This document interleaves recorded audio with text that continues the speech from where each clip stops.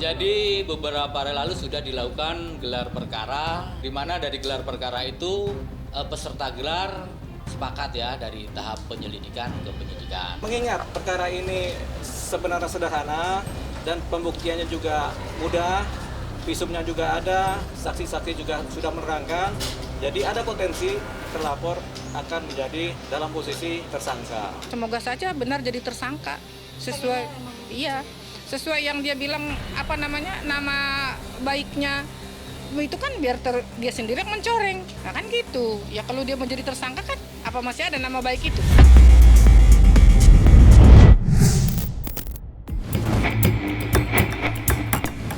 Perjalanan kasus dugaan penganiayaan yang dilaporkan Herawati terhadap mantan majikannya kini terus bergulir.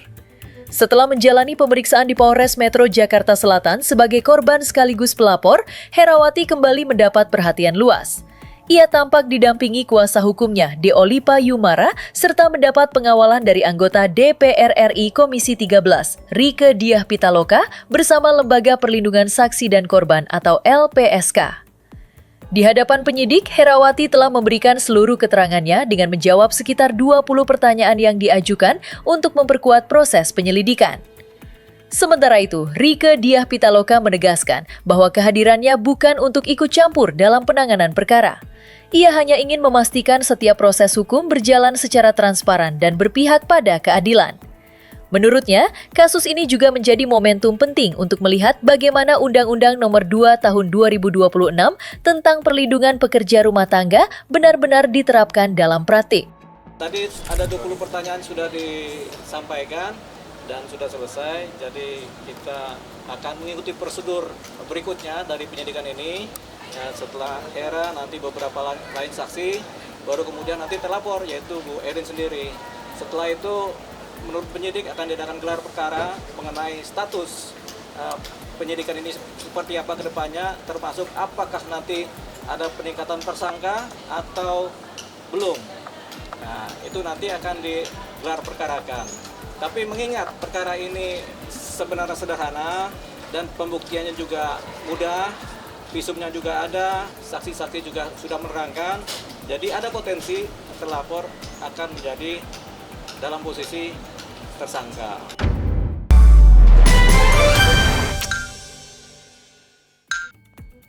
Ini adalah kasus yang kalau orang mengatakan ngapain sih ngurusin kasus kayak begitu ya. Ini adalah batu uji bagi Undang-Undang Perlindungan Pekerja Rumah Tangga yang disahkan pada 21 April 2026 yang kemudian diundangkan menjadi undang-undang, tadi sudah disampaikan oleh Bang Deolipa, Undang-Undang Nomor 2 Tahun 2026 tentang perlindungan pekerja rumah tangga. Dengan demikian bahwa tentu saja kehadiran saya khususnya sebagai anggota Komisi 13 yang memang membidangi hukum dan HAM, ini saya tegaskan, tidak untuk mengintervensi semua proses hukum. Tetapi ini bagian dari pengawalan bagaimana seluruh hukum itu bisa ditegakkan dengan seadil-adilnya begitu. Proses masih dalam proses awal untuk pemeriksaan para saksi, nanti masih ada hal-hal lain mungkin akan lebih jelasnya kalau itu dijelaskan oleh pihak kepolisian. Tapi intinya kami mohon pengawalan dari seluruh masyarakat dan ini juga sudah menjadi atensi Komisi 3 DPR RI, sudah dipanggil ya Bang ya, langsung dipimpin oleh Ketua Komisi 3 DPR RI Pak Habibur Rahman begitu. Dengan demikian sekali lagi kasus ini adalah ujian bagi Undang-Undang Perlindungan Pekerja Rumah Tangga dan juga Undang-Undang Perlindungan Saksi dan Korban yang menjadi Undang-Undang Nomor 3 2026 begitu, sehingga kami didampingi oleh Lembaga Perlindungan Saksi dan Korban untuk memberikan perlindungan secara komprehensif menurut aturan yang ada dan juga mencermati pasal 10 di Undang-Undang Perlindungan Saksi dan Korban yang lama yang masih berlaku di Undang-Undang yang baru terkait bagaimana suatu perkara itu harus diselesaikan dulu laporan yang awal sebelum kemudian masuk ke laporan balik berikutnya. Sementara itu, dari sisi pembuktian, Deolipa Yumara terlihat sangat percaya diri. Menurutnya, perkara ini tidaklah serumit yang dibayangkan banyak orang. Ia menilai proses pembuktian tidak harus bergantung sepenuhnya pada rekaman CCTV. Sebab hasil visum, keterangan para saksi, hingga sejumlah barang bukti yang telah dikumpulkan dinilai sudah lebih dari cukup untuk memperkuat laporan kliennya. Kini, setelah perkara resmi memasuki tahap penyidikan, peluang pihak terlapor untuk menyandang status sebagai tersangka pun disebut semakin terbuka. Tinggal menunggu langkah lanjutan dari penyidik yang akan menentukan arah kasus ini ke tahap berikutnya. Pembuktian itu nggak perlu juga rumit-rumit pakai CCTV ya. Jadi yang penting ada visum, ada bukti fisik, kemudian ada pengakuan, ada keterangan dari saksi, itu sebenarnya cukup. CCTV itu biasanya pendukung, tapi kalau ada bisa. Tapi biasanya CCTV kalau di dalam suatu wilayah rumah tangga itu dia punya daya tahan cuma 2 minggu sampai 1 bulan, selebihnya kehapus kan. Jadi kita rasa penyidik tidak akan berfokus kepada CCTV, tapi lebih berfokus kepada keterangan-keterangan, kesaksian, visum, dan bukti-bukti fisik yang ada. Kalau di satu sisi itu ingin menyelamatkan kliennya, berdalih tidak adanya bukti berupa CCTV, di mana dianggap saksi dari pihak yang kubu satunya lagi itu adalah dianggap saksi auditio. Namun semuanya itu tergantung daripada satu keyakinan daripada adanya satu gelar perkara yang akan dilakukan oleh pihak penyidik, dalam hal ini pihak kepolisian, untuk menentukan daripada status seseorang apakah ada dugaan pidananya atau tidak. Ya memang benar harus melalui gelar perkara, minimal terdapatnya 2 alat bukti yang sah. Usai rangkaian pemeriksaan selesai dilakukan, Kepolisian Polres Metro Jakarta Selatan memastikan kasus ini kini telah melangkah ke babak berikutnya. Setelah melalui proses gelar perkara, laporan tersebut resmi ditingkatkan ke tahap penyidikan, menandakan penyidik telah menemukan dasar yang cukup untuk melanjutkan penanganan kasus secara lebih mendalam.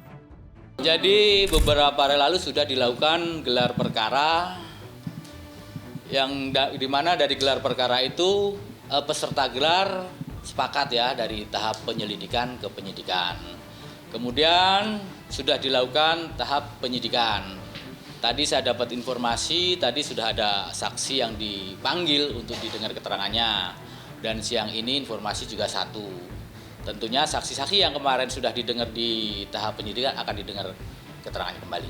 Ya alhamdulillah, kita ikutin prosesnya aja. Semoga saja benar jadi tersangka sesuai yang dia bilang nama baiknya itu kan biar dia sendiri yang mencoreng. Nah kan gitu. Ya kalau dia mau jadi tersangka kan apa masih ada nama baik itu? Bukan, klien kami sama sekali tidak mengharapkan si Erin itu menjadi tersangka. Sangat tidak. Jadi yang membuat Erin itu menjadi tersangka adalah proses hukum itu sendiri, bukan keinginan mereka. Ya mereka ingin pun kalau kemudian alat buktinya tidak cukup bagaimana? Jadi Erin kemudian menjadi tersangka sebagaimana penegakan hukumnya sesuai dengan kaidah-kaidah penegakan hukum, kan begitu, bukan keinginan mereka gitu loh. Mereka ingin apa? Mendapatkan keadilan, bukan mentersangkakan seseorang gitu loh. Seharusnya seperti itu. Daripada apa yang tadi telah didiskusikan dengan penyidik, ya sudah kan. Bila mana kemudian seseorang ditetapkan statusnya sebagai tersangka, bila minimal terpenuhinya 2 alat bukti, kan begitu kan? Dan itu sudah, menurut pemahaman kita sudah. Dan ya seharusnya sih penyidik pun punya pemahaman yang sama, kira-kira begitu. Tapi makanya kita tunggu, itu kan kewenangannya penyidik untuk kemudian menetapkan seseorang menjadi tersangka atau tidak gitu loh ya. Di sisi lain, sikap Herawati kini terlihat berubah. Jika sebelumnya ia masih memberikan kesempatan untuk menyelesaikan persoalan ini secara baik-baik, kini tekadnya justru semakin bulat untuk melanjutkan proses hukum. Keputusan itu diambil setelah ia menilai tidak ada itikat baik yang ditunjukkan oleh pihak terlapor, yakni Erin. Karena itulah, Herawati memilih agar laporannya tetap diproses hingga tuntas. Meski demikian, di balik langkah hukumnya tersebut, ia masih menyimpan satu harapan. Herawati berharap pihak lawan bersedia menunjukkan niat baik, setidaknya dengan mengembalikan barang-barang pribadinya yang hingga kini diduga masih berada dalam penguasaan sang mantan majikan. Biar tetap kita hadapin aja, biar dia kan pengennya kan dia, makanya aku bilang tadi, dia tidak mau kan berdamai, dia tidak mau katanya ini nama baik loh, nama baik saya dipertaruhkan di sini. Lah orang dia sendiri yang buat nama baiknya yang dipertaruhkan sendiri. Kan kita sudah datang baik-baik, kita menerima dengan katanya ada nggak etikat kalian untuk berdamai. Setiap yang datang ke kami mengajukan kami untuk berdamai loh. Tidak ada, baik pengacara kami, baik di Komisi 3, tidak ada, semuanya itu menganjurkan kita untuk berlapang dada dan kita mau berdamai. Lah dia nggak mau damai, masa kita dong yang harus sungkem ke sana? Ya nggak mau gitu loh. Iya. Kalau nggak mau sih itu kan pribadinya dia gitu kan. Nggak ada etikat baiknya ya itu terserah dia gitu. Saya cuma berharap aja ada etikat baik supaya barang-barang saya, hak-hak saya dikembalikan aja udah. Pasti kita pengen ekspresinya. Mengedepankan estetika. Kan dokter sampaikan. Jelas tadi mendengar tapi nggak mengikuti prosedur pemanggilan dan lain-lain, malah dia Sampaikan. nongkrong. Itu haknya dia sih. Karena dia mungkin banyak duit kali. Itu haknya Ibu Erin. Saya nggak bisa ikut campur atau komentar kayak gitu ya. Berarti nggak ada kata dia atau gimana? Kalau kita membuka ya Bang, Iya, membuka damai. Namun dia tidak mau damai karena dengan dia bilang merusak nama baiknya, ya silahkan kita maju aja gitu loh. Sesuai yang dia bilang lanjut, ya kita lanjut ya Bang ya, iya. lanjut gitu. Karena kita ya mau gimana lagi gitu loh. Kita dengan cara saya udah bilang dari awal saya datang ke sana baik-baik, ingin secara baik-baik. Namun dia mengatakan tidak selepel kan, tidak level dengan kita ART atau pembantu lah atau bagaimana lah gitu loh, gembel. Ya sudah, kalau memang dia nggak level kita lanjut. Dia pengennya kan begitu, ya sudah kita laksanakan, kita lakukan sesuai yang dia inginkan. Dia tidak mau damai kan, ya udah. Kerugiannya apa? Berapa? Sebanyak apa? Ya itu barang-barang saya, terus ya ongkos kita kan kesini pakai uang, terus makan saya di sini gitulah. Gaji juga masih ditahan 28 hari itu. Sebesar berapa? Karena kayaknya tidak menerima. Kalau gaji 1 bulan kan, 2.800.000. iya berarti 2.800.000. 28 hari kan.